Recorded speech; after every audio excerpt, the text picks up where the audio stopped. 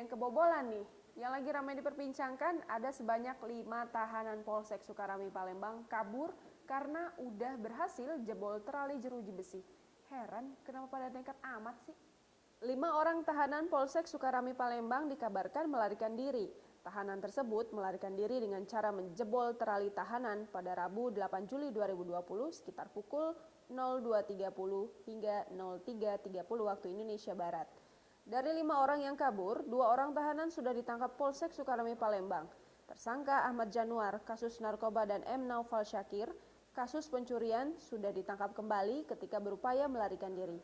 Sedangkan 3 tahanan lainnya yakni Asrik berusia 36 tahun, kasus narkoba, Hidayat Saleh berusia 34 tahun, kasus pencurian, dan Johani berusia 36 tahun, kasus pencabulan, hingga kini masih dikejar polisi. Kabid Humas Polda Sumsel Kombes Pol Supriyadi ketika dikonfirmasi terkait kaburnya tahanan Polsek Sukarami Palembang menuturkan pihaknya masih meminta laporan dari Polrestabes Palembang karena Polsek Sukarami Palembang masuk dalam jajaran Polrestabes Palembang.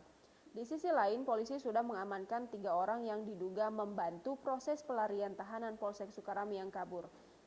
Supriyadi mengatakan, para tahanan itu diduga memanfaatkan situasi kelengahan dari para petugas jaga. Ia mengimbau 3 tahanan lainnya yang masih kabur agar segera menyerahkan diri. Pihak keluarganya pun diminta kooperatif untuk membantu petugas kepolisian.